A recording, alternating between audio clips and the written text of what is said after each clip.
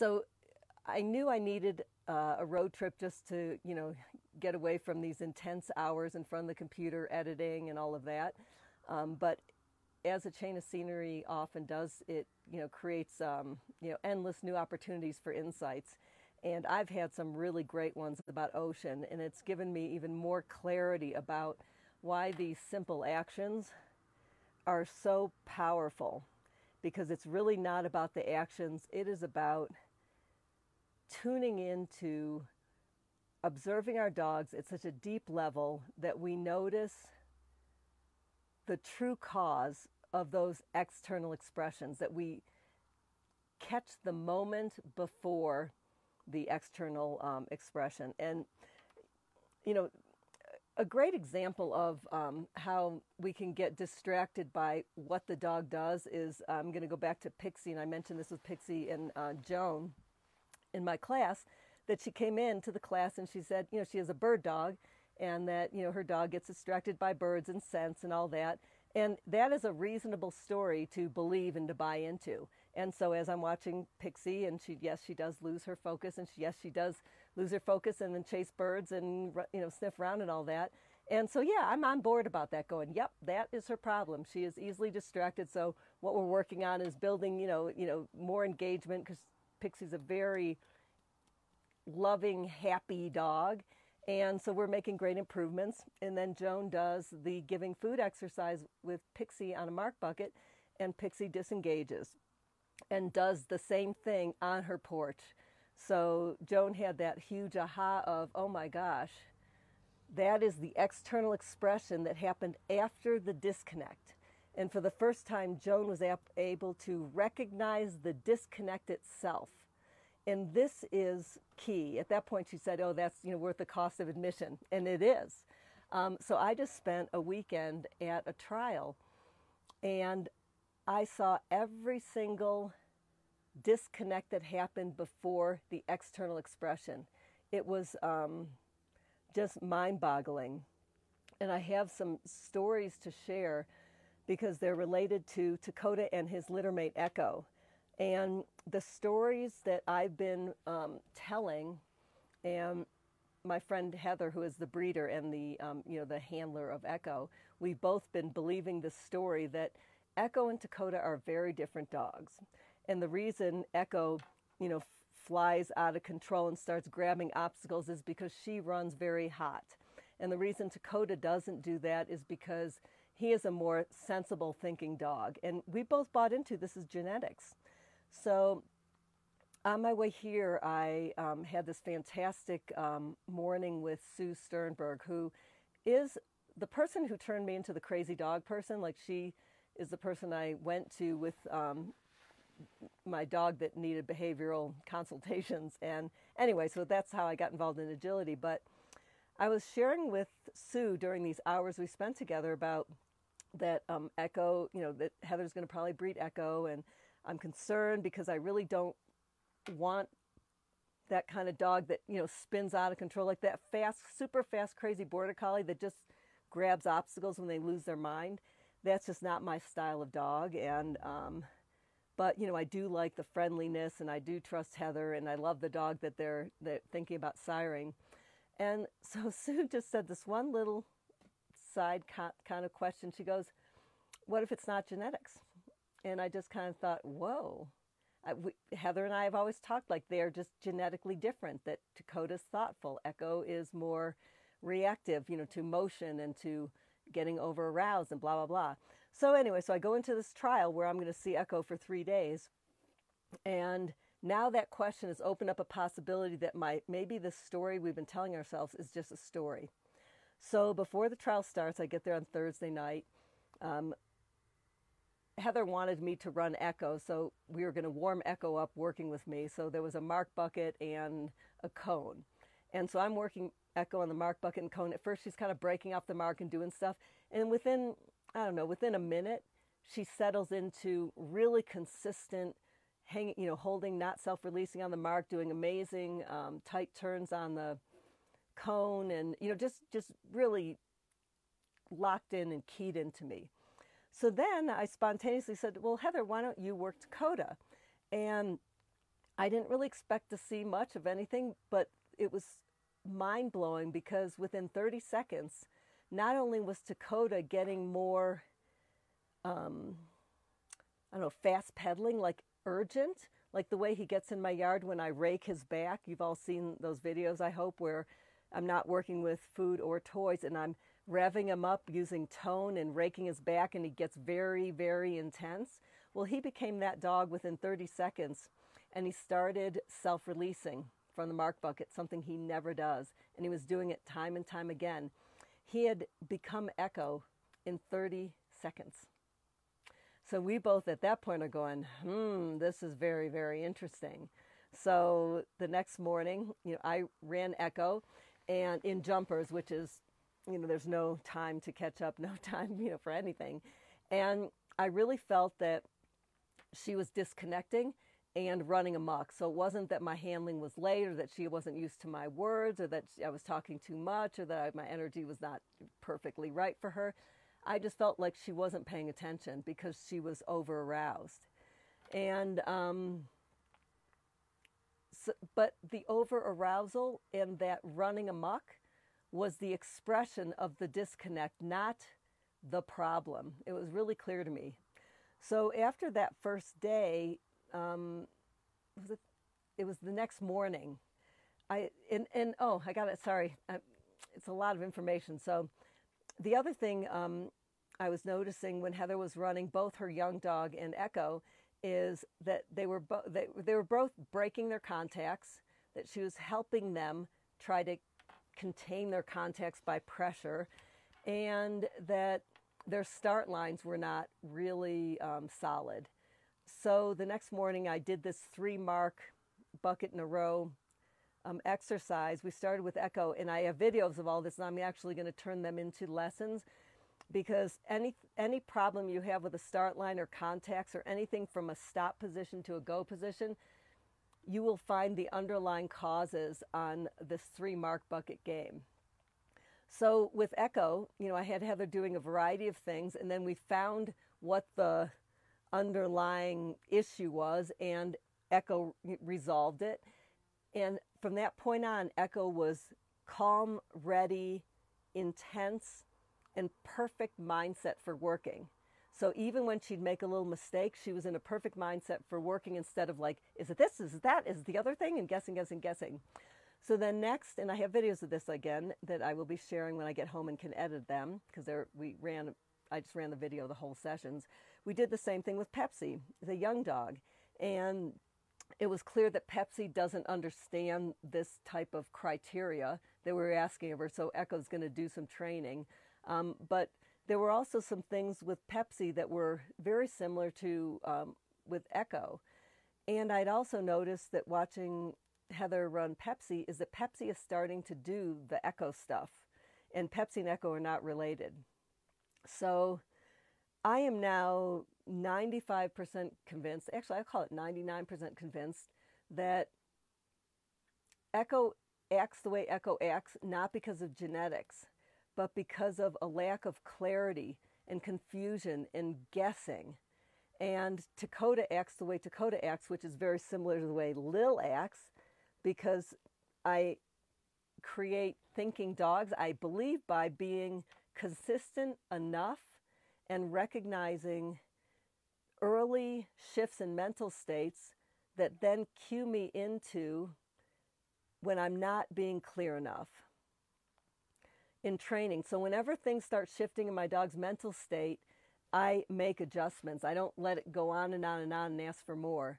And in keeping with all of these insights, I hope this is as like wowie zowie for you to hear as it is for me to experience, because this is it. This is the thing in dog training that so many people miss, and they keep trying to fix the external expression versus capture and address the underlying issue.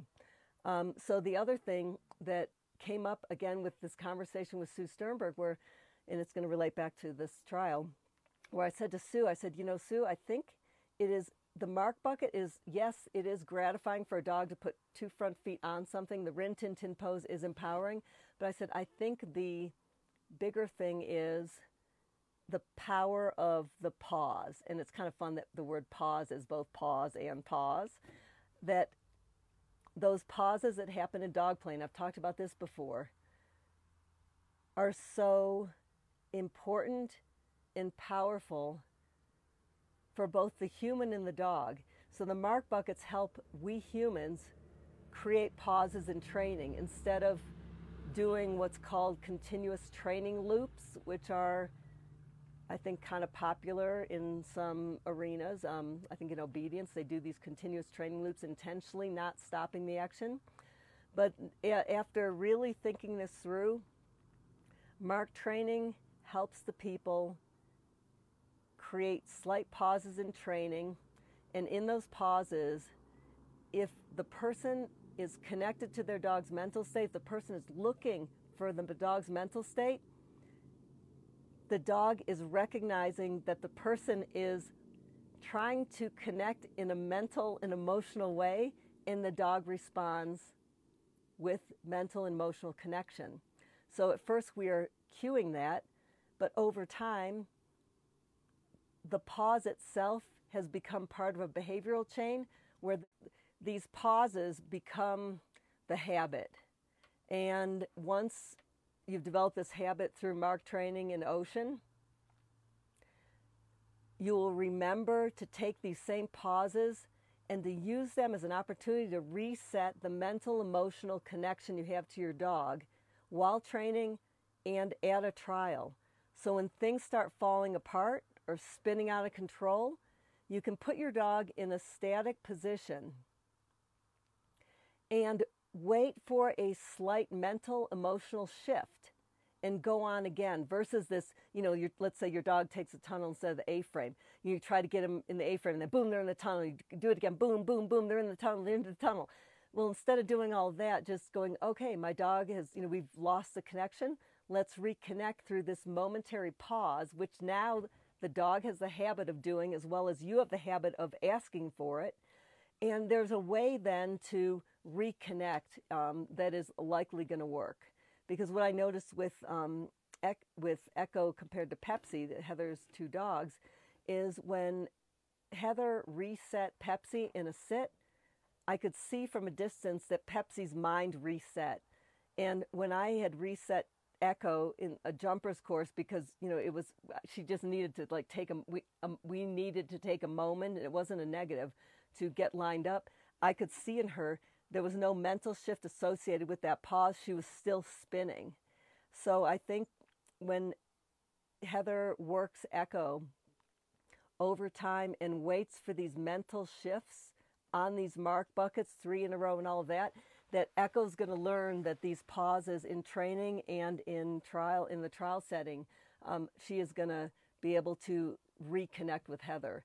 So these are huge, huge, huge insights. And I want to share this, another story that happened this weekend that confirmed to me that what a dog does is the after effect of the what happened. It's not the what happened. So Dakota never runs off and sniffs. I mean, I don't think he's ever done that in a trial, ever. So he was the first dog of the day running, and the course, I don't run much NADEC anymore, and this course chances is a distance challenge, so you're already doing, for me, I was already doing stuff I really don't do with Dakota anymore. I don't, train that kind of thing. And there were 3 ickinesses in a row, and I knew it when I walked the course that the first one was, and I don't have to describe the exact details, but the first one was I was going to need to lie to him about a tunnel. And I pre-cue tunnels consistently, so before he goes in, he always knows what's coming, after. And this tunnel necessitated a kind of a go-on cue, but only to get the dogs past this obstacle, and then you have to call them to you. So there's my number 1 lie that I knew I had to do to my dog.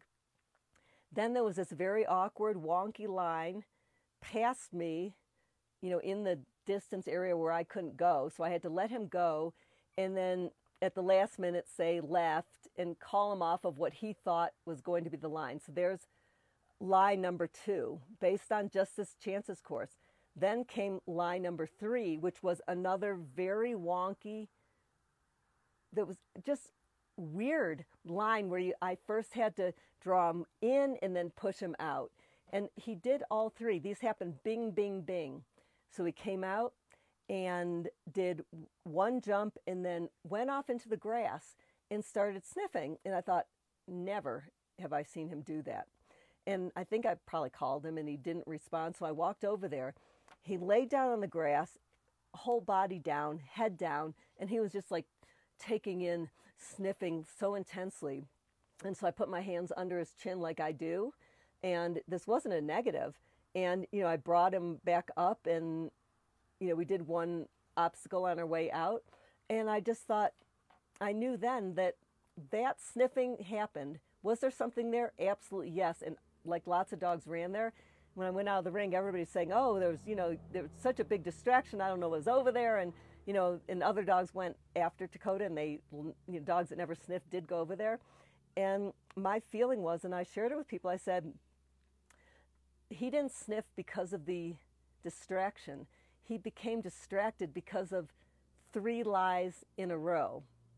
And while he was willing to keep working, because we have a history of not so many lies, like, it's under the threshold of the number of lies he can handle, that he just had it blew his mind enough where he just disengaged. And on the second round, I actually handled it a little bit differently with that tunnel, the first lie, and he had already expected the other weirdness. So I didn't even think twice that he was going to go sniff. I knew he wouldn't, because he didn't sniff because of the distraction. He sniffed because of the 3 surprises or 3 lies in a row. And if that distraction would not have been there, I would bet 99%, there were 3 jumps on the way out. I would betcha he would have gone around the last 2 jumps. So, but, again, the disengagement happened. There was something there for him to engage with, and he took it. So, totally different mindset. And, and a couple days later, Heather, before I was going to the ring, she goes, oh, she told Dakota, don't sniff. And I looked at him like, he's not going to sniff. Like, that's 2 days ago, and that had nothing to do with anything about anything. That was like 3 lies in a row. And I was so certain about it, I realized that I do believe what I'm actually saying. This is not bullshit. That these are external expressions. That Echo running amok, Pixie chasing birds, Dakota doing this thing he did one time, or Dakota going around an obstacle, or Dakota after the last obstacle, if it's been a choppy, icky course that I wasn't able to handle well, he'll jump up in the air in my proximity. Again, another thing I noticed about him, that when we have a really smooth course where there were no little momentary glitches, at the end of the course, he jumps less high. And he's not jumping on me, he's jumping in front of me.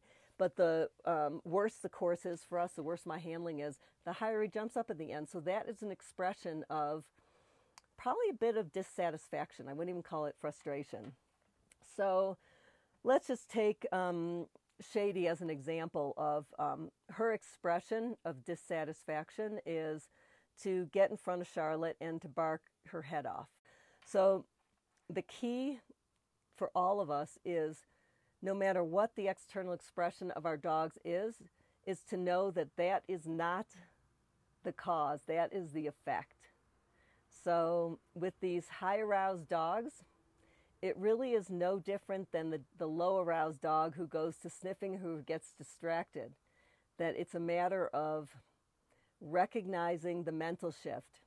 And by looking for the dog's mental shift, I'm going to say this again, we are now presenting our dogs with a mental, emotional connection. We are offering that from ourselves to our dogs.